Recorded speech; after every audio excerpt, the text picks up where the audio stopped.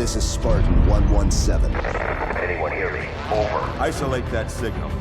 Master Chief, you mind telling me what you're doing on that ship? Sir, finishing this fight.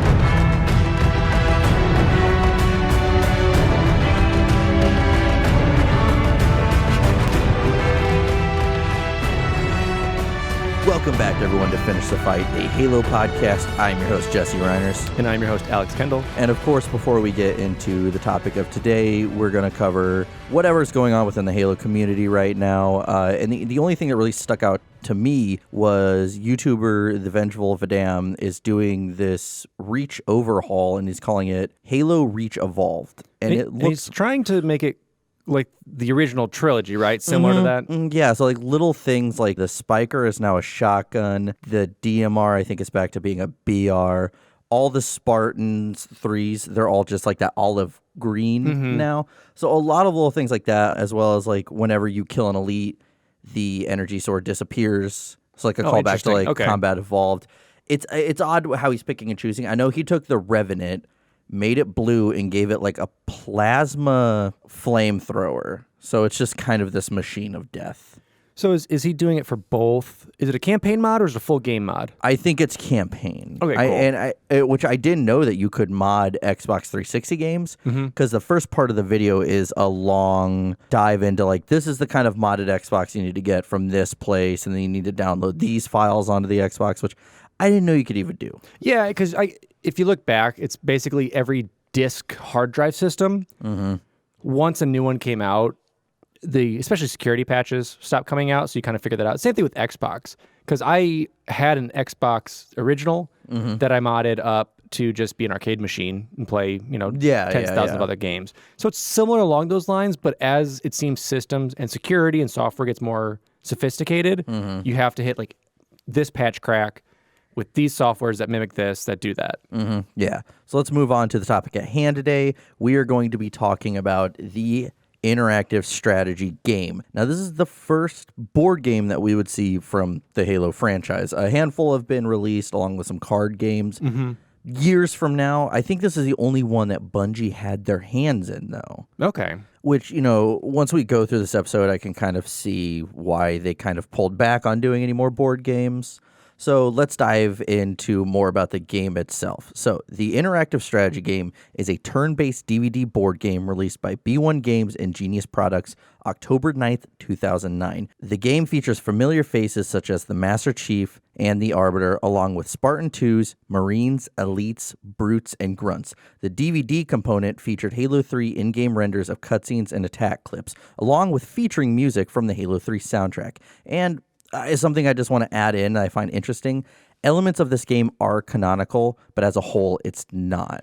Yeah, it's one of those spin-offs that they really didn't try and add in. It was just kind of like, okay, here's some material we can use that could potentially be stuff on the side that happened that we never saw, but it's obviously not going to stay in canon as we get to how, let's say, interesting the game is. Yeah, and clearly the Master Chief or the Arbiter being at these certain events, like clearly that didn't happen because we didn't have an Arbiter at the time of any of these events. I don't believe, at least like the Jericho 7 one. So, but we'll touch on that once we break down like the quote unquote campaigns in the game. And what I'll start you guys off with, kind of like we did on our previous first comic book episode, a little bit of history of board games themselves. I assume all of you have played something, whether it's Monopoly, Settlers of Catan, or whatever it is, some family games, if that. So I'll give you guys a quick, brief mini history on kind of how we got to where we are today. So it's been kind of discovered around 5000 BC or so that the first board game was found in southeast Turkey. It was a set of bone dice. And I think there was like 46 of them or so that had your traditional dots in it that gave way to being like, okay, so numericals were used for this, obviously for some possibly gambling thing or whatever it was kind of used for back then, which is pretty interesting. Pass the time because there's nothing to do in 5000 BC in Turkey. Exactly. And so then coming up to 3100 BC is we see that they're not just some fluke thing, that it was actually very popular with pharaohs in Egypt because we even had hieroglyphics that showed that depicted pharaohs playing various different games or depicting them kind of pitting against each other over these boards. So it gave ideas to that. Skipping ahead a bit, you had different chunks in between that led to like backgammon and various other ancient games. And we go to 400 AD, which is where you see the birth of chess. And we saw this coming about in various other countries. Scotland had their own, while over in like the kind of Russian area had their own styles, different ways of doing it. But it was two armies competing to defeat the other army, which is really interesting. It's a pretty cool history with that. Now, two games all of us have kind of either played or recognized. We're into 1903, where we have Lizzie Magie, one of America's first board game designers, comes out with the Landlord's game. I'll give you one guess on what the Landlord's game is. Monopoly. Exactly. So she sold her patent, I think in the 30s, to Parker Brothers, who then re-released it as Monopoly. And if you look, they have a picture I saw online of her old board. It's basically what you see today, just with a couple changes. Yeah, because I mean, even as a kid, I remember playing Monopoly and being like, this seems just very, like, they haven't done much with this. Because, I mean, if it's not broke, don't fix it. Exactly, because she was doing some Gregorian, like, basically against King George type thing. And this is the way of, like, how the Gregorian style of economics would do it. I was kind of reading into it, and it's basically talking about how forming monopolies and unfair advantages, this is the game to show how that happens. Yeah. Which is kind of cool. And we see that with Parker Brothers, you see like Sorry, Risk, all those are released under their name too. Probably, I'd look into too far, but probably buying the patents up from other people or building it into their game library. Yeah, seeing a diamond in the rough and knowing that it can last to this day. Yep. And then 1978, which is where we find a staple in the gaming community, and it was pushed, kind of the games that we play today, is a German organization called Spiel des Harris. Sure. Game of the year. Because I cannot say Hugar, because that is Spanish. And what this did was an organization that started to basically see what was the best games of this year. Similar to like how you have an Oscar or how you have, you know, any of your other award shows. This was for gaming. And it was based off of game concept, so originality, playability, and game value, rule structure, which gives you the composition of the rules, the clearness of the rules, and the comprehensibility of it. The layout, so the box art, the board and the rules, and the design, the functionality and workmanship of it. And if someone were to be a runner-up or even just mentioned by the Spiel, which is what we're going to call it now, it would see sales drive up. I think it was, if you sold 500 units, you'd be around 10 to 20,000 when you're announced. And if you won, most jumped 300 to 500,000 units sold just from being a part of that. It really reflects like this idea of like just being a part of some big community or big event can make you extremely popular. Put you in the news that day, you're good tomorrow. And it shows the importance of, at this time, or even within this community, of what awards can do.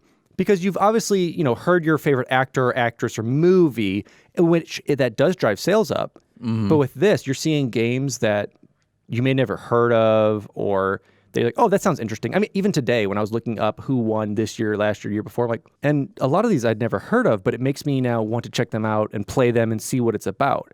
Yeah, like it's all about like that relevancy, and you know, same with like the second an actor gets a Golden Globe, he can get paid more for he or she can get paid for the next role, and the same with sometimes you see of like it's just being in the news, as I said, like you think of like say let's go for example when Kanye says something stupid, what happens the next day? His sales go up. It blows up because every time. Yeah, because it's marketing in and of itself. It's publicity. Even bad publicity is good publicity because it's getting that name out there. Yeah, and this is just one of the many great ways, especially nowadays, to where these board games are getting like some more light shined upon them. Yeah, and starting with 78 with this, I mean, and from what I can tell from today of looking it up, they had 3 categories they're judging it upon. It's basically Game of the Year, which is general, Innovative Game of the Year, and Kids Game of the Year. So 3 different categories. But games like Settlers of Catan, Dominion, Hanabi, and Dixit, in my opinion, wouldn't be as popular as they are today if it weren't for the awards they were given. And talking about Settlers of Catan, they were actually one of the first European board games to break out of Europe, especially to an American audience. Because before, I mean, you had the Parker Brothers, you had Hasbro, who were creating games like, I think all of us listening have probably played Monopoly. Risk, Candyland, all of those that were made by one company for the most part. Yeah. But this is one in 95 that was first to kind of break outside of the European game market. And I think really push that market out to a general audience. Like, you're seeing over 24 million units sold of Settlers of Catan, and it's been translated to over 30 plus languages. And this has really driven the board game market because you're going to have games like Azul, Codenames, Machikoro, Pandemic, Agricola, and even Ticket to Ride. And a lot of this was really pushed and helped with the Game of the Year and getting those reviews in, because we're seeing those on Target shelves. We're seeing those on Amazon. We're seeing those all over the place. And I have played all of these, and there have been great games. So we're seeing great games from different creators, and this being the first outlet to kind of really quantify it, I think helps a lot. Yeah. Well, something to even push video games further was in 2009, that was the start of the age of Kickstarter. And for anyone who isn't familiar, I know Alex, probably every time I see him, he has a new game that he's talking about on Kickstarter that he's supporting. It basically allows you to pay for the game in full, or even like smaller payments, right? Yeah, so you basically smaller cut. You pay for lower than what retail would be potentially, or you get Kickstarter exclusives. Yeah. Yeah, and that way the company wanting to make the game, they don't have to invest the X hundreds of thousands of dollars into making it. They're just getting the money right then and there. Yeah, it's crowdfunding, because Kickstarter is basically a site that allows users to crowdfund. It's like a mini investment. So instead of getting one investor that gives you $2 million, you have 20,000 people that eventually give you $2 million. Yeah, and with that, you had games that came from Kickstarter like Cards Against Humanity, Exploding Kittens, Gloomhaven, Conan, Joking Hazard, Scythe, and Zombicide. Yeah, and those are all huge, huge franchise games that for the most part possibly wouldn't have gotten the funding. Like, go to Cards Against Humanity. That game they were giving away for free. It was, you could download the cards if you wanted and cut them out at the same time that they were doing this Kickstarter, but people believed in it. And to me, Cards Against was kind of the age of the party games. Yeah, it definitely changed like a lot of like those card games, even like the ones that we were playing Saturday. Yeah.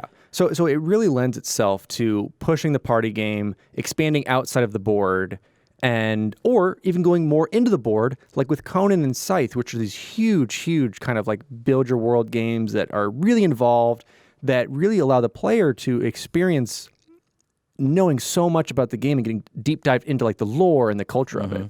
Yeah, and then, now we have gaming conventions, like just for board games. And some that are in the USA are PAX Unplugged, Geekway to the West, Dragon Con, Burning Cat, Gen Con, BGG Con, and Dice Tower Con. Yeah, and threw a little cheeky one in there with Geekway to the West. That's in St. Louis. But it's actually a growing con. We average between 3,000 to 4,000 people that come out just to play board games and talk with creators and test games out, and it's a fun time.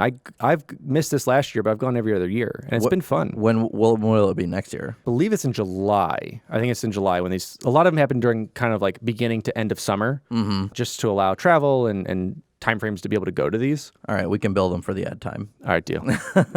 So yeah, now let's move on to the two main publishers of this game. So let's start with B1 Games. So B1, along with Genius Products, is actually not active anymore, but we were able to get info from their old website that's since been discontinued. So from their website, B1 has created over 150 groundbreaking DVD games for major Hollywood studios, including Buena Vista Home Entertainment, Warner Brothers, Fox, Sony Pictures, and New Line Cinema. So another quote from their website is, "We are game designers, producers, marketers, and players. We have a full-time staff of over 80 people dedicated to all aspects of DVD production, including game design, package design, authoring, and replication." Wow, that's really neat. That's the most corporate way you could say that. Our award-winning team ensures that each of our branded properties is the highest quality, both technically and creatively. We are always pushing the limits, and take that with a grain of salt, of the technology to achieve our creative goals. We're going to go ahead and disprove that statement in this podcast, but continue on. Our philosophy is to build games around the property to achieve a cohesive experience.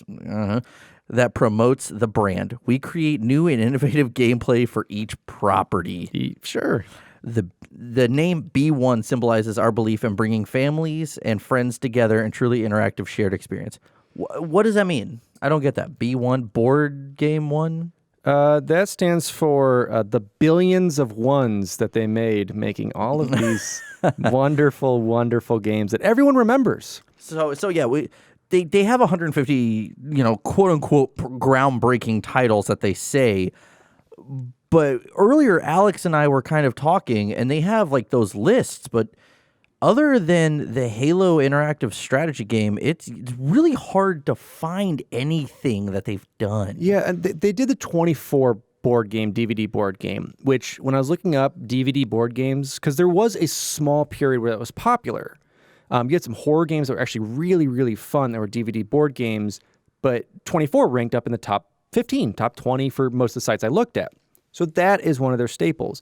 But as we're reading through their full list, they had stuff like A Bug's Life, Santa Claus 1 and 2.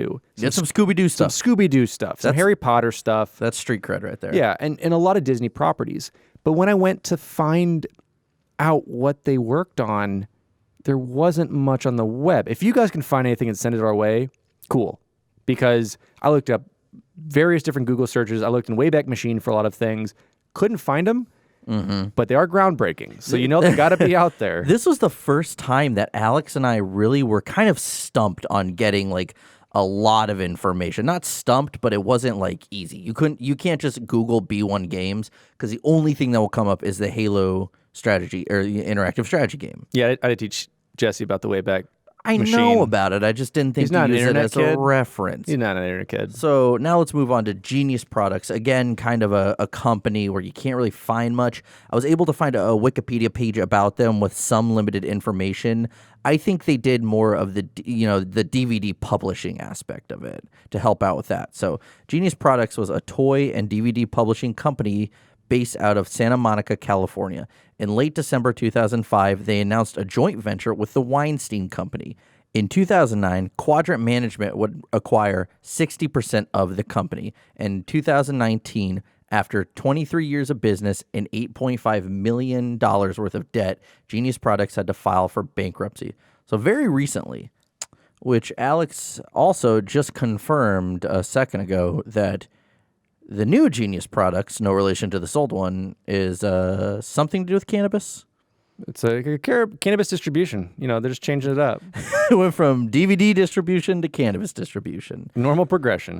But yeah, as you had said earlier, they kind of just helped promote the products that were coming out. So this was just another thing that they were working on. And I find it kind of weird that they were doing a lot of stuff for WWE, and that was one of the biggest companies that they were in debt with at the time of them going under. Yeah, I know they produced and helped to distribute, like toys, DVDs, marketing strategies for all those things.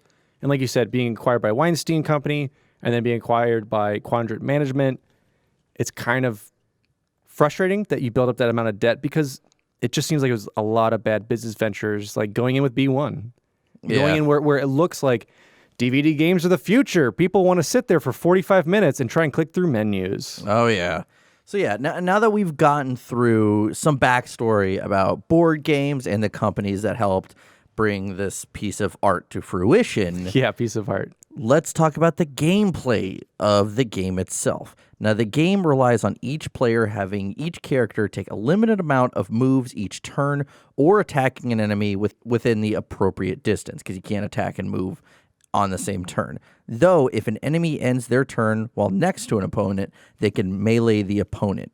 Each species has its own stats, and these stats include attack, movement, and defense. Within this game, I mean, if you picture stuff kind of like a turn-based Final Fantasy Tactics game, Fire Emblem, it's that similar thing. It's any game that gives you a movement base, an attack base, a health base.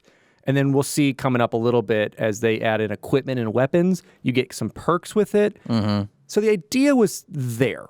We'll try and reserve our opinion as much as we can till kind of the end of it. But the idea for this game was there. And it's a world-building game because you could kind of create your own maps. And there was a bunch of different aspects that worked with it. And we'll see kind of going forward and where that succeeded and where it failed. Yeah, because as I said, there was a lot of good ideas here, and we'll talk about that more. But when they got, their execution just kind of fell really, really short. Yeah, because one thing that I thought was interesting was that players can equip weapons and equipment from their faction. So whether it's Covenant or UNSC based. And these equipment and weapons can be obtained when a player lands on either a Halo token or on a weapon token. And they're random. So if you play it, and we'll get to the DVD aspect, you can either play with the DVD or without it. And that kind of determines what you'll get from those. And the cool thing that I like with the weapons is that the stats gave you range where you could shoot someone, and then also your damage, which was either with the DVD, which is total BS, or you would roll that number of dice, which would be like if you could attack them or not. Yeah, you had these dice that had the Covenant symbol or the UNSC symbol on it, and you just add them up and go from there. Yeah, so let's talk about all the characters featured within the factions. So of course, it's split between UNSC and the Covenant. So you had on the UNSC side, Master Chief, some Spartan 2s, and Marines. On the Covenant side, you had the Arbiter, Elites, Brutes, and Grunts. I don't know why the Brutes are in this game, because they're not in any of the campaigns. No, and we'll get to the campaigns when we go to it, but it's pretty much just Elites with some Grunts against some Spartan 2s with some Marines. Yeah. So then with weapons, for the UNSC weapons, we had the Assault Rifle, Battle Rifle, Pistol, Rocket Launcher, Shotgun, Sniper Rifle, and the Submachine Gun. For the Covenant weapons, we have the Beam Rifle, Brute Shot, Spiker, Covenant Carbine, Energy Sword, Fuel Rod Gun, Gravity Hammer, Mauler, Needler, the Plasma Pistol, and the Plasma Rifle. So pretty much everything that you're mostly seeing in Halo 3. Yeah, for the most part, just about everything. And as far as getting those Halo tokens, you could get both frag and plasma grenades, radar jammer, bubble shield, grav lift, invincibility, and then one that you could get is Flood, which is an instant death to your character, which was, I'll say, fun. Yeah, so Grunts and Marines could not be equipped with certain weapons. Like, clearly a Marine couldn't get a sniper rifle or anything like that. But the Grunts and Marines could have any kind of equipment. Yes, so the equipment was for anybody, which is still kind of weird, but it allowed you to play with invincibility, invisibility, using those to keep an advantage, which would keep you alive for a turn or to help out another player. Yeah. So now this game really sold kind of the base building aspect of it. So with bases, they're pretty simple in the game, and the pieces used to build them are almost identical in color, which did make following not even the instructions. They just had a photo to build these. It was kind of challenging. Yeah, imagine just giant mega blocks. Not even Legos, because they're not even clicky. I'm giving them mega blocks territory. It also didn't stick together. It was they were just very lackluster. It was stackable pieces. It was like blocks. It was stackable pieces where you could make bridges, you could make bases. They also had some fences thrown in. That did not interlock? No, that didn't interlock, because the game is garbage. Till the end. I'll make it till the end. But it added these aspects in that would help you either create walls or create obstacles. And then they also had tokens that would be for like teleporters and also like mission objectives. Yeah. So the game provides the quote-unquote instructions for 5 bases that the player can build on their own. But the game also encourages that the player build their own bases. Which makes sense, because you're wanting to be a base building game. Why not make it like, the elites have to make it up this hill we build to get to this base to do this thing. Yeah. Instead of, because once you're bored of the 5 scenarios, then you can kind of mix it up. Yeah, they didn't provide that much, though. You couldn't really have done that much. No, and it was one of those games where they really left it up to the imagination of like, you want to put those things on the board? Put them somewhere. Well, where do they go? On the board. Yeah. So this had a lot of parallels with the actual Halo video games. And with that, let's start out with the fact that it had difficulties. So no easy mode for me, a little frustrating, but I dealt with it. You and I, when we played, we just did normal. So there's normal, heroic, and legendary.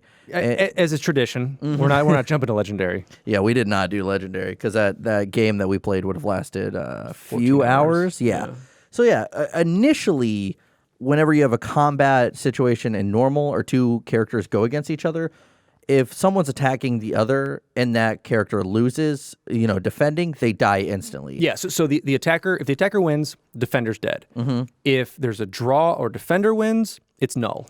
But whereas I think it's like heroic and legendary, you actually have like a shield bar that goes down a notch every time. So I believe that's only in legendary, which we'll get to. And of course, you had other standard rules, like if a character is out of the game for any reason, all the Halo and weapon cards for that character are placed at the bottom of the appropriate stacks. Also, characters cannot switch weapons with one another, and striking from a level above does not add range. So the basic of basic. And we did that at first just to kind of go through, see what the game's about, and added some rules. Because, once again, this game is interesting because there are clear-cut rules on, especially combat. They really focused on combat. Outside of that, it's like, whatever. Yeah. And we'll see that a little bit more in Heroic. So same rules as normal. But if a character draws a weapon card that they cannot use, the weapon card is placed on the weapon token instead of just like redrawing until you find one. So if you're a grunt or marine that's picking up something you're not supposed to, you just don't get it. Yeah, shit out of luck, essentially. Yeah, and then also when a character is eliminated from the game for any reason, all the weapon and Halo cards that the character has will be placed in the space where he is eliminated. So again, kind of picking up that idea of trying to take inspiration from the Halo games. Well, and to make it more interesting, I mean, normal playthrough, we did it because we were trying to get through every campaign and get through the multiple modes without going crazy at one sitting. Yeah. I wouldn't say it's the game mode to play. I would say you want to go heroic at a minimum. Legendary is probably your best bet to really get your true aspect of this game. If you want to get your money's worth, then yes. Yeah, so also, if a character is claiming a discarded weapon card, is switching weapons, the weapon he does not want is placed on the board and can be claimed by another character. The character picking up a new weapon must also be able to use the weapon, which is listed on the weapon card. If a character is eliminated from the game while on a weapon or Halo token space, then they drop all their items on the space. Players landing on the tokens can claim the items or draw a card. A very drawn out way to say, if you die, put your stuff down, someone can pick it up. Yeah, I think, and definitely they updated these rules because they at one point the interactive strategy game had a website, and so they would post all the updates there. Clearly, I think this was the most updated one I could find online because I compared it to the one that I had like in my hand, and somehow they're still just making these a lot more complicated. There's some easier ones. I mean, here's characters can switch weapons with one another if they are on the same team and on adjacent squares. If a player chooses to exchange a weapon with another character, this counts as a turn, which kind of sucks. Halo cards, though, cannot be exchanged between characters in Heroic. Well, also they had another one. If a character is striking from a tower, his range is increased by 1. And then the final kind of heroic rule they had is a character with a grenade can use a turn to remove a fence blocking their path or range, but the fence must be in the range of the grenade. The fence is then removed from the board, and grenades cannot destroy towers. Also, the grenade card goes at the bottom of the Halo card stack once it's used. This is very helpful because I actually wish we would have done kind of heroic now, because I would have... You mean for all those grenades you got that we never picked? Is great. We actually never got grenades. Nope. We never did. No, but... You can add fence, and there's a couple campaign maps where they'll throw fence on very strategic areas that either make your path longer or that are holding an objective. So you can use grenades to, customize your path as you would. Yeah. And so we moved to Legendary, which once again takes all those normal and heroic rules that aren't adjusted yet and gives you, if an attacking character wins an attack, the defending character loses 1 energy point. So on each card, you have energy, which is your life force. So the Master Chief and Arbiter have the most, then Elites and Spartan 2s, and then Grunts, Marines. So it starts with those. And then once a character loses all energy points, they're out of the game. I don't know what else you would expect, but they're out of the game entirely. But my favorite little bit with that rule is that players will need paper and pencil to track each character's energy points. They didn't think of adding like a little tick or anything to the game card. Or this is what you can do. And this is really where we see technology jumping into this game. You can download the character energy checklist found on the DVD-ROM. You plug that baby into your computer, download it. Yeah, so also if an attacker wins using an energy sword, he is only drawn to the defender square if the defender is out of energy. Yeah, because if you melee attack and you kill them, you melee into their space. Yeah. So also when engaging in a melee, the losing character is out of the game. And energy is not tracked for a melee. It is an automatic elimination, which is odd. Because wouldn't you just melee instead of using the energy sword? I don't know. It didn't make a lot of sense for most of it. No, not a lot of it did. So now let's move on to the most important, groundbreaking aspect of this game, which was the DVD, which is why this was so interactive. Yeah, and it was a neat aspect. We popped it in, making fun of it the entire time, but it was still... Work went into it.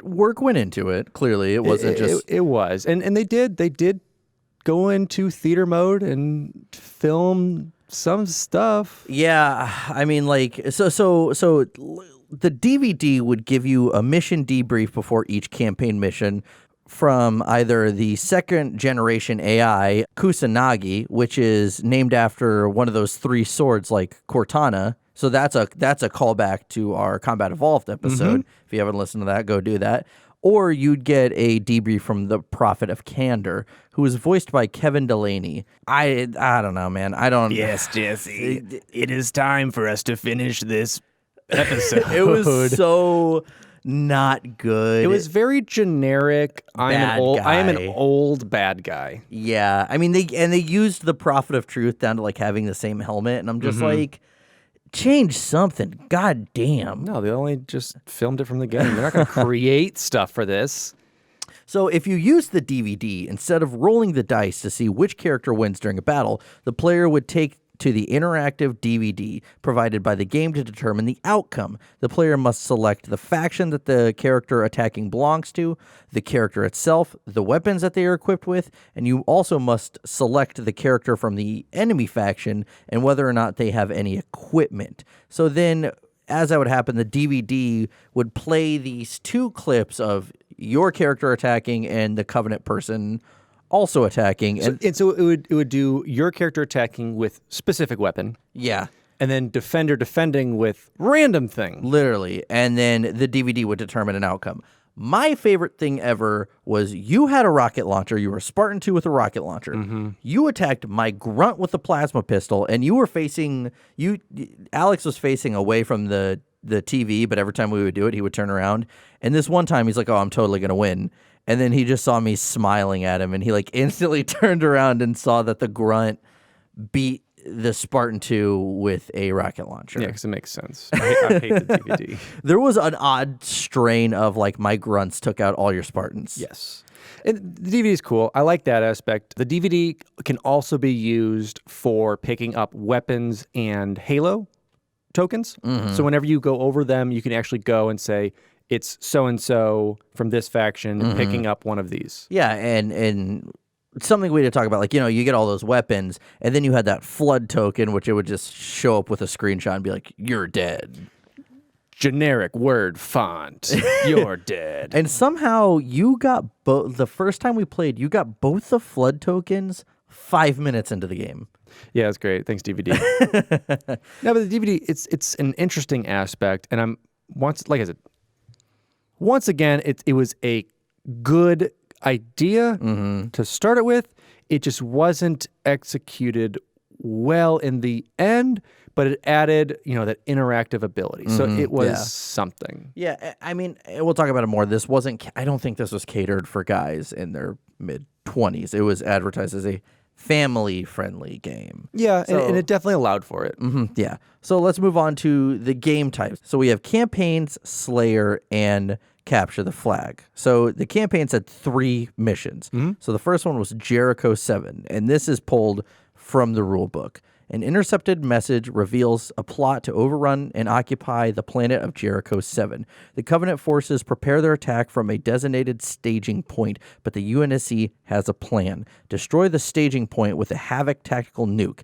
It's the only way to be certain. So the UNSC characters must deliver a nuke while fighting off Covenant resistance. The nuke can only be detonated when the UNSC characters return to their base and land on the detonator token. Sure. And so this division, I believe it was Arbiter, and then you got 2 elites and 3 grunts against Master Chief, and then the Spartan 2s. So you got 3 Spartan 2s. Yeah, and all of these had... Because it was technically supposed to be blue team, is what they were trying to say. Yeah, so those blue ones. And also, Jericho 7 was the first planet in the Halo story that started in Halo The Fall of Reach. And what I mean by that is the book started on Jericho 7. So this kind of a callback to that, and this might even been kind of some underlying mission that was going on there at the time. They did blow some shit up, if I remember at the very beginning. It's been a minute since we covered it, but I don't think this was directly what Blue Team was doing. But it's just kind of like a little callback to that. It was a callback to them kind of running away from that like giant squadron of grunts and whatnot. Yeah. Or just the 3 on this board game. But this is we went through these in order. This is the first one we did, and this was the one where Alex had a rough time. Yeah, to start this off, and we'll end with this a little bit later, is that the game is very unbalanced with attackers, defenders. So the attackers, who have to stay alive, need to complete an objective. And for the most part, the defenders is just kill the enemy team. And so with this, me, of course, 2 of my Spartan 2s getting the flood from the sweet DVD immediately, now I'm down to 2 characters. The other thing, going back a little bit, as we said earlier, was you're supposed to put, is it 8 or 6 Halo and weapon tokens down? Randomly, and it doesn't say put 8 weapon ones, 8 Halo ones evenly, and put them randomly. So I was like, okay, I'll just put them all right in front of me. I think at one point you just threw a bunch in front of me. Like, here's some Halo ones in front of you. When it got to it, I started shotgunning it, and I just threw them at the board. I go, that's where they are. You threw them up in the air, and you're like, and we kind of like scooched them to the appropriate spot. You're that's like, where they land. That's where they are. So yeah, and then the second mission is Defense of Castle Base. A key UNSC facility is under attack by the Covenant forces on the planet Reach. What are they after? Nav files. What do the nav files contain? The exact coordinates to planet Earth. Protect the files or lose the Earth. No pressure. That sounds like a cheer. Yeah. Who's going to lose? The Covenant. Yeah. What are they looking for? Nav files. What do the nav files contain? Yeah. So yeah, the Covenant has to go and destroy these 2 generators and then get these nav files, while the UNSC must wipe out the invading Covenant. And this one gave us the most characters, right? Because we maxed out, I believe so, with Jesse stayed Covenant the entire time, and I stayed UNSC. So he got Arbiter, his 2 elites again, and his 3 grunts, and then I got my Master Chief, my Spartan 2s, and my 3 Marines. Yeah, no brutes, because again, brutes did not come up at all in these campaigns. I think they just added them because it was Halo 3, and they go brutes. We need the brutes. Yeah. But yeah, so this is the first one that I think I lost this one, right? Yes, because this is one where I was a defender.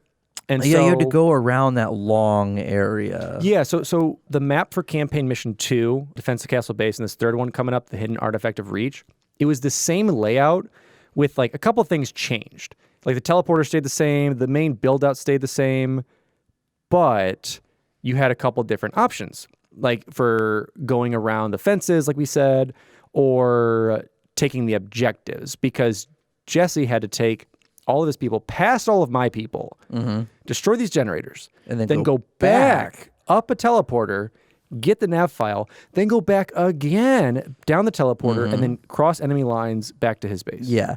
I will say, though, this was a rough interpretation of the events that happened around the beginning-ish of Halo First Strike. Yeah, so they took a little bit, and I guess I applaud them on that. But you said Bungie's hand was in this, so yeah, So this is probably more on Bungie's end of like, ooh, it'd be kind of cool to like just give callbacks to these things that aren't necessarily canon lore, but they give ideas of what could have happened. Yeah, and like a little insight. Like clearly, Arbiter wasn't on the ground for that. Neither was Master Chief. Well, he was later on, but that could be a whole Either way, different speculation. That boiled down to game pieces being your bosses were typically Master Chief, Arbiter, the strongest characters of all of them. So you kind of had to have that. Yeah, so then we have the final campaign mission, which is the hidden artifact of Reach. The planet of Reach is lost, and the Covenant forces are seeking Forerunner technology buried within Castle Base. The last remaining UNSC forces dig in for one last stand against the savage Covenant forces in the hopes of stopping them from excavating the deadly technology. The situation is grim. Good luck. So Covenant forces have to make their way to an excavation area on Reach, and at least one character must defend it for 7 fucking turns. And this is our shortest campaign. This is the shortest campaign, but it was also probably the most unbalanced. Yeah, absolutely. So this one, again, I believe gave us all the characters except for our bosses. I don't think I got Master Chief and you got Arbiter. I think it was just an Elites and Grunts versus I believe Spartans. so, yeah. If not, I think it was everybody then. But you had to do the same thing you had to do for defense of Castle Base and go where the generators were to destroy them, but you just had to sit there for 7 turns. It's impossible in normal. Yeah. It's impossible in heroic. Legendary is really the only time the attacker has a somewhat possible chance for all 3 of these. Yeah.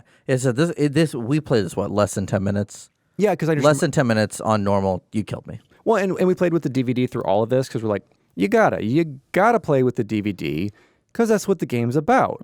We did play Slayer and a couple other just random build your own base things with the dice and drawing cards just so we knew what it was. But if you're given a DVD, you got to use the DVD. So that ended up giving me, I think, like a fuel rod cannon. It gave me a shotgun. It gave me a sniper rifle. So immediately I'm already kitted out and was just sniping you from afar. Yeah, which is something I did like, the last little bit of like kind of lore that we can get from this is this might have been a possible precursor concept to the second half of the level, the package on Halo Reach, because it really was the Covenant are kind of attacking and you must defend.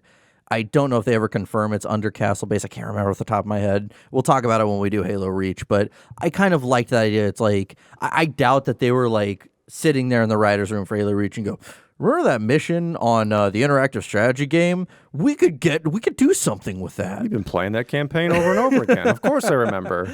Yeah, I think a little more coincidental, but I think that was always kind of cool.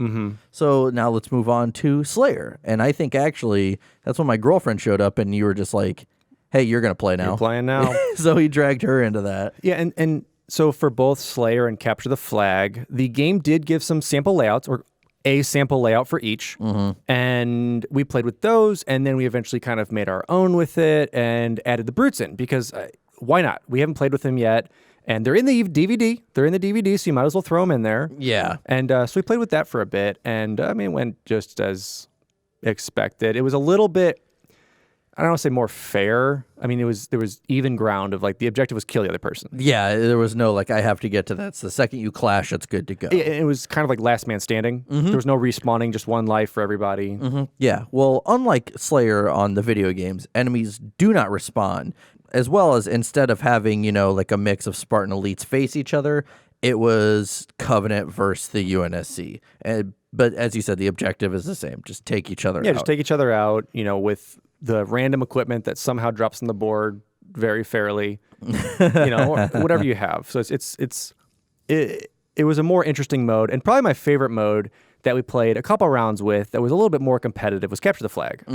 Yeah. And Capture the Flag is a little different than what you got in the video games. So when a flag is dropped after being captured, it remains on that spot until another character picks it up.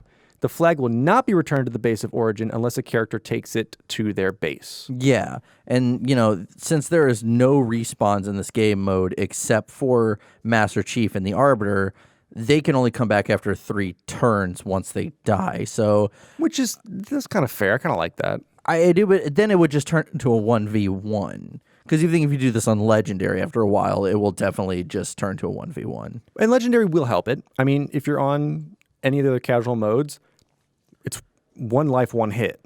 Yeah. So if your grunt's just going around punching up your Spartans, like, you're screwed. Which is basically what happened a handful of times. Grunts are oddly very powerful according to the DVD. Yeah, DVD loves some Ungoy. It has a bias about that. So yeah, so overall, that's a good part of the game. We want to talk about now kind of the general reaction, and then we'll move on to the end of our, we'll go a little bit more into our gameplay and, kind of what we think could have improved it. So yeah, the general reaction, it's really hard to find reviews for something like this, but I will say Board Game Geek is kind of like the go-to for it's a staple for it. Yeah, all the board game things. So the game would receive a 5 out of 10 rating from 219 reviews as of September 2019 on BoardGameGeek.com. And I went and I read through a lot of these, and many would state that the game was too simple, yet the instructions were too complicated, leaving it to fans to modify the rules so that they would be easier to understand. Also, that the game was widely unbalanced and made for a very one-sided campaign. So that wasn't just us saying it. Like I went on there, and a lot of people were like, "Yeah, this is very just not balanced." Yeah, and the funny thing is we read all these reviews after playing it because we wanted to kind of experience it, not like be bogged down. Because like when you see a movie and everyone's like, "This movie sucks," you're already kind of going into it with that.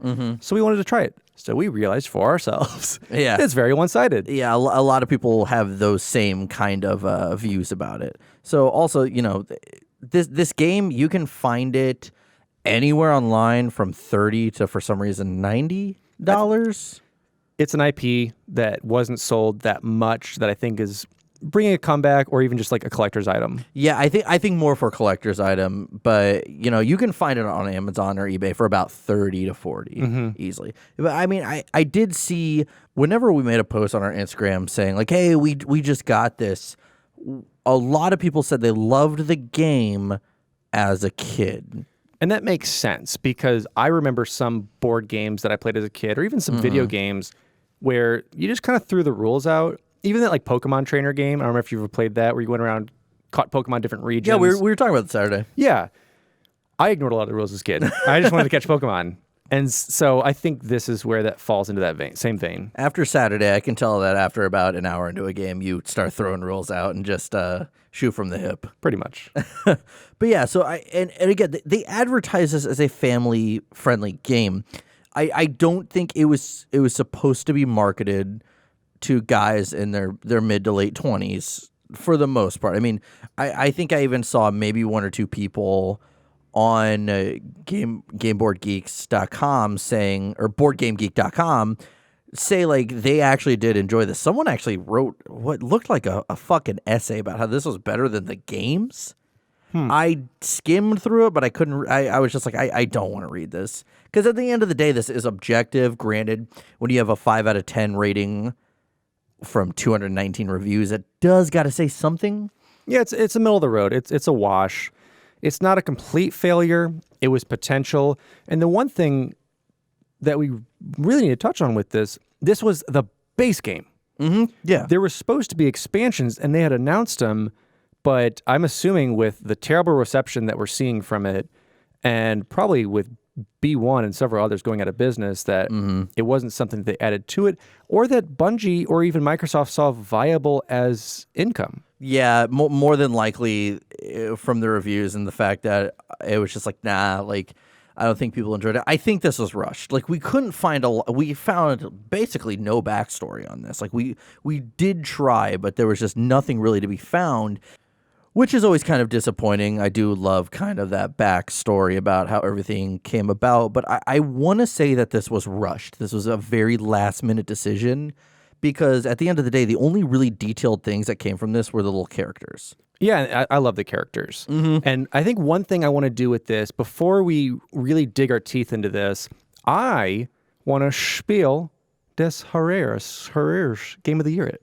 Let's Game of the Year it. Let's go through the game concept, the rule structure, the layout and design, and let's see what worked and what didn't. Give our actual kind of review of it. Yeah, and let's go through. So the game concept, the originality.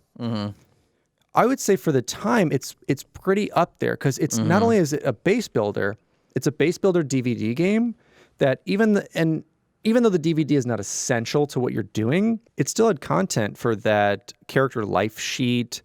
It still gave us our awesome Halo announcer to kind of announce a couple things on it. Yeah, something we didn't talk about. The guy who does all the multiplayer announcing, he was also on there. Yeah, so he was on there. You know, we had a little bit of voice acting. We had a little bit of build-up for the story. So I would say it did well in the originality. Yeah, originality, I'd give it 7 or 8 out of 10. Yeah, I think it did well. Playability, a little different. I think this is where that unbalanced issue comes in. I think I'm a board game geek. I absolutely love board games. Jesse saw my board game backpack the other day. I'm a big nerd for board games. It was beautiful. This to me was not fun to play. No, it was a chore, man. And that's what kind of sucked because I was really looking forward to this. Yeah, like for us, it wasn't us having to crunch a book into a week to give it to you guys. It wasn't us having to go and replay and find details. It was us being able to have a drink, order a pizza, and sit and play a board game together. Yeah. And we felt like it was more of a chore of like, all right, kill my characters because Yeah. I literally can't do anything. Yeah, it was like, okay, we have to play this next one. It's like, oh my God, what's the next one? Yeah. Like it didn't have like that game we played Saturday before you left. Like I wasn't itching to do it again. Like, you know, like I didn't feel that. The second we played the first campaign, I was like, oh boy. But, you know, we wanted to get through all of this because we want to be able to at least see if, like, maybe there was just something we're missing. Yeah, maybe we're doing something wrong. And we did switch to Legendary for our last stuff just to play through it. And obviously that big shift definitely changed the paradigm. I would say having that health really increased it. And the only way to play is with Legendary, just because with normal and heroic, it's you're dead after one hit.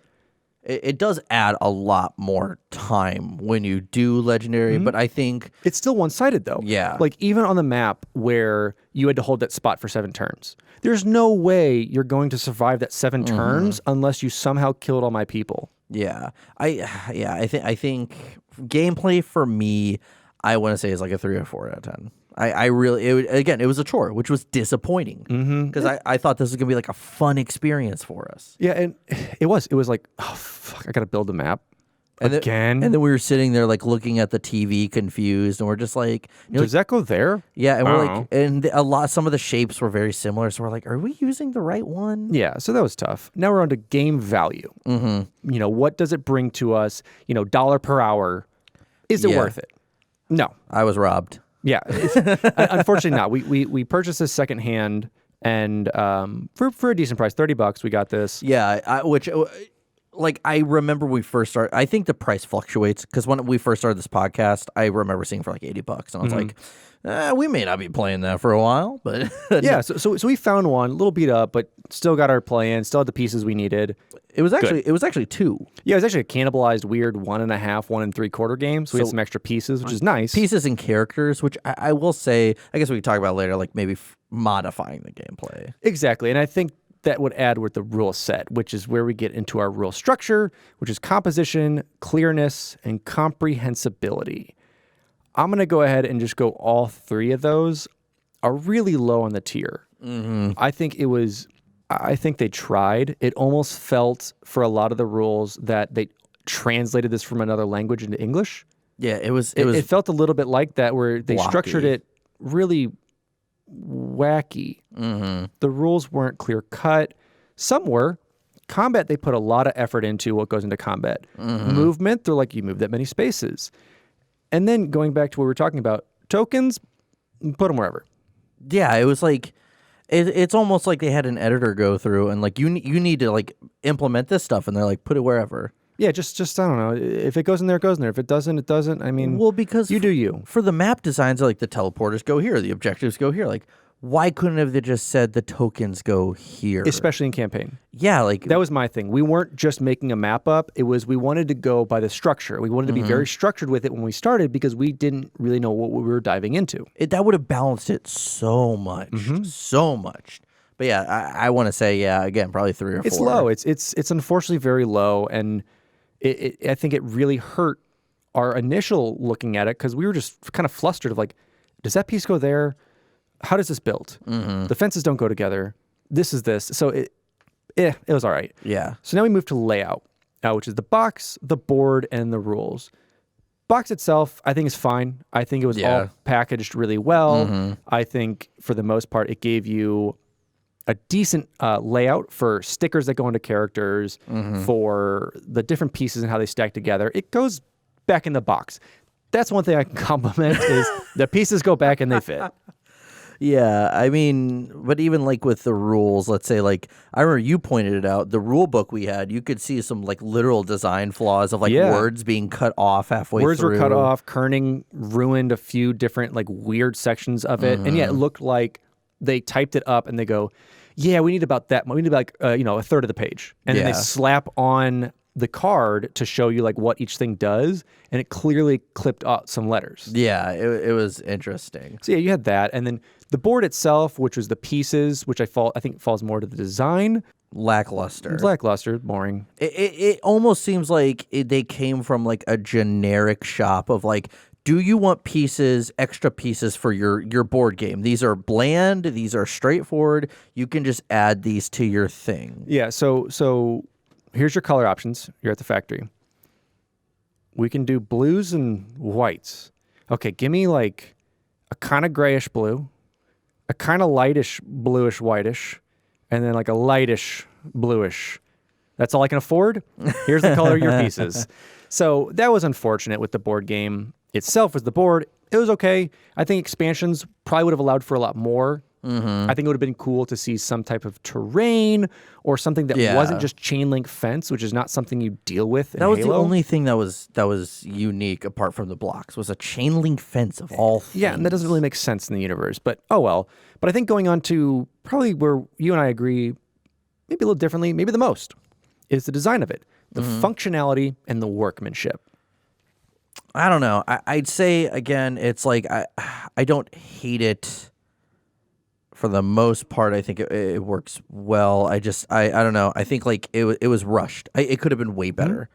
So functionality. So we're going to that. I would say it's middle of the road. It functioned. If you played it with your friends just without the DVD, I think it was fine. It was kind of based on the fate of the dice, how you rolled. But with the DVD, it added a lot of just downtime and lag time to you playing the game because you had to go, okay, we're going into combat. Okay, it's this type of combat. Okay, I'm picking my character. I'm picking my gun. Then I pick the defending character. Do they have invincibility or a bubble shield? No. All right, let's watch some really poorly shot from Halo 3. And, the grunt one. and it seems like you've taken out all of, I don't even say skill, but the involvement in the game. So I think the DVD helped at some points, hindered a lot for us because we got kind of bored of it, but I forced you to keep doing it because it's a DVD game. So I would say functionality-wise, on either end, it hits that 5 out of 10. Yeah, I could have done without the DVD. Again, like it was new and interesting at the time, but it slowed things down for me so much. I would have rather rolled the dice and see what would have happened. All the way. Yeah, because the DVD aspect, for me, it's worked in one game really well. 2 games really well, I'll say. It's worked in those DVD trivia games for like shows like Seinfeld, The Office, Friends. Yeah. Seen It, I think it's called. Those are fun. The other one that I would say is not related to this, but it's more of a board game, is Atmosphere. And in Atmosphere, you take on the role of like a creepy crawly character that has to get these keys to unlock this demon door thing. And the DVD aspect is this kind of like C-list voice actor dressed as a crypt keeper kind of character who will, during this hour-long game, chime in at random points.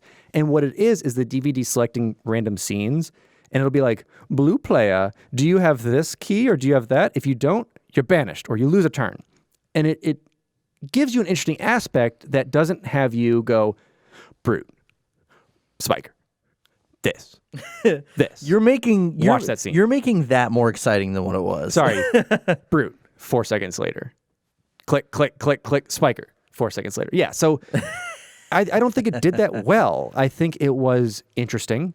I think it brought more of a concept to the game that could make it interesting, especially if you're a kid and you're like, oh, I'm watching the Brute do this. Oh, I'm watching Master Chief do this. Yeah. I know for a fact I would have fucking loved this as a kid. There was a small time in my childhood when I was like 10 or 11 or 12, when I did get some games like Hero Escape and Battle Ball, and I would force my dad to play with me. So like, and I could definitely see how this was appealing, and I definitely think that our review as well, along with, other reviews, as I've mentioned before, we have to take this whole thing with a grain of salt, because at the end of the day, a lot of people, someone literally just commented on Instagram a few minutes ago saying how they loved it. Yeah, they're like, oh my God, I haven't played that in years. I loved it. Like, so it was tailored for kids. I do have to say that, but at the end of the day, we are looking at this as adults. Yeah. It didn't straight up say for ages 6 to 10. Yeah, and it's full of nostalgia glasses. I mean, I look at Halo CE 2 and 3 through nostalgia glasses because that's what I grew up with. And some of you guys have grown up with 4 and 5. Yep. And I know a lot of you enjoy 5, and a lot of you enjoy 4 and other games. And some of you, your first ones were either ODST or Reach. And that's your game. So, which is fine. Yeah, which is fine. So not to say you shouldn't like this. It's just objectively, it just wasn't good. Yeah. The one thing I will say, finishing off our game of the year, is workmanship. These are some of the best miniatures you can find for that price point. If you're trying to find like a Dungeons and Dragons, Warhammer miniature, I mean, you're paying $30 for that miniature. These were done extremely well. The colors made it very apparent that like this yellowy character is Master Chief. These blue ones are your Spartans. These green ones are the Marines. So you can never get that lost. Same thing with the Covenant. They did really well with that. I think the cards themselves were interesting. I thought they did really well with that, and with the weapons and utility cards. Yeah. Not so much like the user interaction with the DVD, but the layout and the use of some theater elements along with, actually bringing in kind of the prophet to voice and all this stuff. I think that was done well. Yeah. It looked good, and it felt like Halo. You had the music playing in the background. Like, that was done well. So much the interaction was a little touch and go, but it looked good. It did, and it definitely brought back CE vibes of those green teleporters because it's pretty much your only way around through like going up and down stuff. But I thought as far as the build of the game, it was good. It was really good. And for the price point of what we got it at, for the price point, I think it was originally a $60 game, 45 to... Maybe even less. I can't remember the original price. Yeah, it was something up there. It had to be less. It was 35 or 40 when I looked it up before. But still a good price. But a great price for what it was and for the quality of build. And obviously they were going to try and do this like a Warhammer game where you can keep getting expansions to the story lore, keep going into like Halo, like keep going through your Halos, keep going through various missions. Yeah. Well, I was listening to a board game podcast about this one when I first started doing notes, and they had actually talked about they were going to use some pieces from the board or from the board itself. So worst case, because I didn't know that some people, depending on the game, intertwine other elements from games. So even worst case, you can get some cool character pieces and some base elements for your base or your board. Yeah, for your board, you can actually just cannibalize this game. Boom, you got D&D Halo. And for the price point, as you said, it's pretty good. You're going to get some good stuff out of it. Yeah, and I think too, going back to kind of having kids do this, their imagination is much fresher than ours, and they can kind of interact with it better. And you could probably make a really, really fun level. Like I said, like, oh, Master Chief's at the top, we got to get to him. Or, like, we got to get to this. And you can just play with the pieces. Yeah. So all of that's there. I mean, it's a shame because there's plenty of strategy games out there that either deal with building your environment, kind of like Betrayal at House on the Hill that we played the other night, or games like Dead of Winter that kind of involve evolving the board, or even Conan that involves building up a board, or even like D&D. Like there's plenty of those out there that can give you that campaign element that's just done so much better. And I think really what they should have done end of day is allowed this IP to be made in with the Warhammer series or with a D&D space spin to it, because it allows itself to that. It allows itself to be like, okay, you are a Spartan 2, you're a Spartan 3, you're Spartan 4. And you're against these various forces, whether you're against, like the Didac or whether you're against the full Covenant fleet. You can kind of make those stories up as you go. And that's the beauty of Dungeons and Dragons or any of these lore building games that I think this should have transitioned to. Which kind of brings us to our final question with this is, Jesse, how would you, one, improve on the base game, and 2, if we improved it, what would you want your first expansion to be? I would have definitely said, or I definitely would probably make the base building a little more intricate. A lot like that alone, because I thought to myself, like, if we had 2 of these bases, we could have made some cool things, but then I thought we can't have 2, but it's like, maybe cut all the pieces you have in half and make things a little more intricate and a little more interesting. A little more custom. Yeah. Along with figuring out just even on Legendary to balance out the combat just a little more. So it wasn't so one-sided. It was a fair fight. It was all up to the luck of the roll. Those were my 2 big factors for me, was just the bases were boring and bland as hell. And then just, again, it was just like the second you take out one person, it's just a domino effect for your team. What about you? So improving on the base game, a couple of things I'd like to see. Now, granted, like we said, this is a manufacturer who traditionally did family DVD games. So they're kind of going with very basic rules. And with the energy rule of having like 5 energy, I would have loved to increase the difficulty on it a bit and go almost XCOM with it, where it's like, okay, my sniper wants to shoot that grunt 8 spaces away. My percentage of shot, I have to roll dice to get it within, I have to get like 8 dice to do this. If I don't, it's a miss. And then after I do that, I can roll for damage. Kind of like with a lot of modern games where you roll to see if you hit, then you roll for damage. I would love more of that. And everyone's got health points that you can kind of keep track with a reimagined tracker on your card to help a bit. So I would have liked some of those things, or like bunkers or things that could help, possibly block a bullet that wasn't just line of sight stuff. Yeah. So those would be a few things. I would also have loved a reimagining of how the missions work and what it takes to kill someone, and the possibility of reinforcements, the possibility of spawns, to really help with that and balance it out. I don't know how exactly I would balance it. I think, like you said, with probably a short time frame to build this, and they probably built it and then had to keep redoing it and then go through production, get caught up in production, snags for whatever, and it's like, you have to release by this date. I don't know. I think you have to rework it a bit and figure out who your characters are and what they can do. And I think it's too basic. I think that's the issue with the balance, is it's far too basic, and there's nothing to really help with that. It's basic, but somehow it's really complex instructions for a very basic game. For a very basic game, that was like, combat was like 4 pages of like the 8 pages. And yeah, that's the other rework. I would redo the instructions to make it more concrete and clear of what stuff does. Not put weapons and Halo items wherever you want. It's like, if you achieve this strategy of getting over to this corner, oh, there happened to be this item behind there. Or you build up enough and you're going to get a machine turret or a Covenant plasma turret, stuff like that. Something like that would make it more of a grandiose scheme of things. Now, granted, like I said, a lot of it would boil down to imagination, but to me, that's also a very large crutch of going, ooh, we didn't really figure all that out. Put it wherever you want. Yeah. So I think those things would need to be reimagined for like the next gen of Halo Interactive. Well, they have ground battles and fleet battles from Halo. Yes. I've never played those, but those also look like a lot more intricate and a lot more interesting. 100%. And that's more like the Star Wars games that they have out there, where like a Star Command or whatever it's called. It would be like those, where like you build your fleet out, you take turns, you have to like measure your angle of kind of where you're able to shoot within that. Oh, fuck that. I love it. It's very intricate, and it's a big time waster. I love time waster games.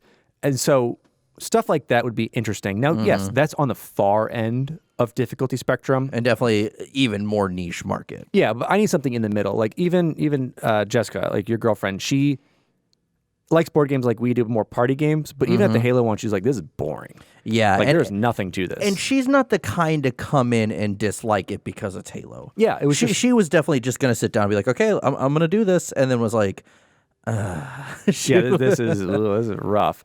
So I think those are the 2, 3, 5, 10 things I think should change with it. The broad stroke changes. Broad stroke of it. So if we broad stroked it, so you've changed yours, I've changed mine. If you had the option of saying the game's success, we've changed the rules a little bit, here's the first expansion. What is yours? I would have to say something flood related, other than just The flood kill you. yeah. You draw this card and the flood kill you. More so have something where the terrain reflects more of the flood, and you have to defend a point. Maybe like there are double the amount of flood numbers, but they're half as easy to kill. Or twice as easy to kill, things like that. And I definitely want to say the other idea that kind of popped to mind is this, maybe not so much, it's something that's thrown into it. It's not so much like a whole campaign, but an idea of you can draw a card where, say, it's like an ODST card, and like you have 3 units just drop in front of you. Yeah. Stuff like that to make it more reflect that kind of the in-universe things that go on. I would like that. That's really good. I really like that idea, like especially the ODST thing, where it's kind of like it may be like a legendary card that's only like a couple in there, but it can like drop it down. Or like Master Chief has the option of like an orbital strike or something like that. That would be A kind Mac of cool. Blast or something Mac like Blast, that, like they do in Halo Wars. Sure, and I think they would have to expand the game a lot. Like you'd have to get a lot more pieces and a bigger battle. I would love to see commanders. I would love to see you be able to get like Halfjaw or Johnson out there that can take a squadron with them that can take other points. So it's not just having Arbiter, Master Chief, who are just your higher level characters. I think there should be perks to it. Like if you're around Johnson, you get a higher chance to roll. You get one more die to roll on this defense, or you get one more die to roll on that, based on who the character is or things like that. That may be a whole new game entirely. Yeah. But I think expansion of like, maybe you swap Chief out and it's only a Marine battle, but yeah, Johnson's your commander. Yeah, or it's only a grunt battle, and you have like Yap Yap or something like that. That would be kind of cool. In my opinion, I think I would like that. And then, if potentially this was super successful down the road, you could throw in more Forerunner stuff, or like you said with the flood, almost like this zombie mode where no one controls it. You just roll dice for the flood, and that's like where they move or something. Like that's kind of chaotic. I think that would be kind of fun too. Yeah, I definitely like. It had potential. We and this is what we talked about a lot once we sat down and just talked about it after we played. It was like, man, on paper this would have been awesome. So definitely, like it just sucks. Again, I truly think it wasn't out of laziness or anything like that. From how this was put together and what odd details are put in where, I think those were just, they had enough time to do that. And I think kind of the rug was pulled out from under them, and they're like, we need this now. Like, we need this to go up, October 9th, 2009. That's when it needs to be released. Yeah, and that's the idea on it, because when we looked at B1's website, I mean, they were featuring it hardcore. Like from 2009, 2010, 2011, they were really pushing the Halo Interactive because it had its own banner, it had its own things in there. Yeah. So I think really it boils down to, it may have done well in small play tests for specific things, like you said, especially kids. Yeah. But I think when you take the nostalgia glasses off, you've played a board game or two, and you play this, you're like, I'd rather do nothing than play this game. And that's a shame, just because it was, or I'd rather build a base or look at the miniatures. I mean, it didn't come together for me. Yeah, no. But, overall, I think, again, maybe later down the line, God knows what kind of marketing we're going to get from Halo Infinite here soon. So maybe we're going to get some really crazy things coming, or like what games are going to succeed Infinite. I know, like, I had a hell of a time playing the Halo Wars Risk. I know there's just a Halo Risk, but after Halo Wars, they came out with a Risk, and it was such a fun game. I loved playing that. Like, so the idea of maybe we'll get something that has a little more time and care put into it, I would love that. Yeah, and to like see some user input on how those things go, and to build on sets. Like I said, a Warhammer style thing would be kind of cool. Like you said, ground battle, stuff like that. I really enjoy those.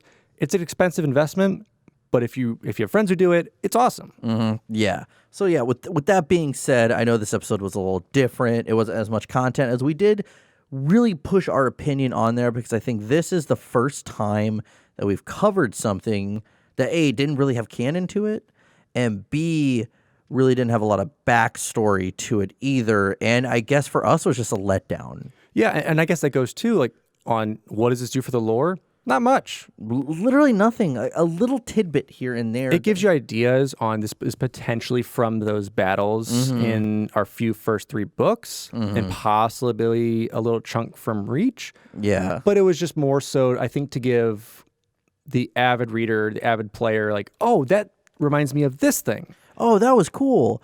God damn, this campaign sucks though. Yeah. It was essentially what was going on. But overall, I'd say I give it, probably a 5 out of 10 rating, honestly. There were some good things, good ideas. It just fell short.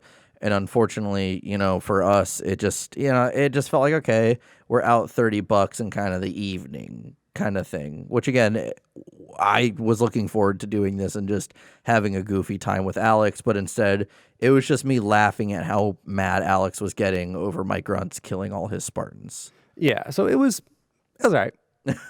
Like, I don't know. I can't really quantify it. It's, I guess, a 5 out of 10. No replayability for me. Yeah. It should be. It should be a replayable game. It should be a game that's infinite. Yeah, it should be. It should be a game that, like, you transform the environment. You change the objective. You do this, and that. But when you play it and you play through, like I said, Slayer, Capture the Flag, which is fun, Slayer, which is all right, but the campaign was meh. I think campaign should have been the selling point for me. It should have been. It should have been like, okay, you can play these other things, but we made these special that, like, you can get a bit like this kind of like, oh, you are the Master Chief, or you are the Arbiter trying to do this objective. So yeah, overall, that was the interactive strategy game. Please let us know what you thought about this episode. This was probably not, I don't want to say out of our comfort zone, but this is the first time we really had just a lot more to say that wasn't really scripted or referencing to notes too much. So let us know what you think about this. If you liked it, cool. If you didn't, oh well. Tell us in Discord. Why not? We always listen to your guys' feedback. I know a lot of our listeners can say that, anytime they request, like, you should talk about this. Typically we do. And that goes back to, like, I want to hear with whatever you're on Instagram, YouTube, our Discord, what would you have done? Mm-hmm. Yeah, tell us. Like, did you enjoy the game? If you did, awesome. What did you enjoy about it? If not, what didn't you like? And in your opinion, what would you change? Like, do you think we're on point with that? Do you think we're completely off base and this is the Halo game of Halo games? I mean, let us know. Yeah, do you think this is a smear campaign from Finish the Fight? Yeah. And even as we've kind of talked this down and up, one thing we're going to do that kind of helps push our brand a little bit, but kind of gives you guys something, is we're going to do a raffle for this game. Mm-hmm. So each member of our community who signs up for our Marine tier, which is the $5 a month tier through Patreon, from when this episode releases through the end of October 2019, and to pick one of our members to basically win the game. And what we're going to go ahead and do is we're going to go ahead and mail the game out to you along with a signed copy of our episode notes and kind of like little details that we have in there that we may have written down or not shared on here that was kind of between us. So yeah, so if you have any questions with that, hit us up in Discord, hit us up in Instagram, but it would be at that $5 tier through the month of October 2019. Yeah, so $5 or more, anything. And this goes along with our current Patreon members. Yeah, and along with our current Patreon members who are with us and, recommend checking out our Patreon as well. We've got some really cool rewards, whether it's bonus episodes, behind the scenes stuff, posters, shirts, all those things on there. You can check it out on our Patreon. You get access to our notes, which a few people have already said, like, that was amazing for them. A few people said they've already been reading through them. Yeah, so it's stuff like that. We really like to interact with you guys and give you guys, the option to, like, really see what we do and also really, really help us out and create these episodes. And wrap this up with some awesome Patreon shout-outs for our members who are really awesome in supporting us and supporting what we do. And we love you guys for it. We do. So that goes out to Mike, Skyjack, Baby Z, and Charles Zitter. Thank you guys so much for really what you do and helping us out and making this possible. Yeah, and again, thank you for tuning into this episode. We're going to go back to the norm because the next episode that you will be hearing is the Cole Protocol. So we're back to a book, baby. Yep, we're back to kind of the normal pace of what you guys know and love coming from us. So again, thank you for tuning in. And with that, I'm your host, Jesse Reiners. And I'm your host, Alex Kendall. And thank you for tuning in to Finish the Fight, a Halo podcast.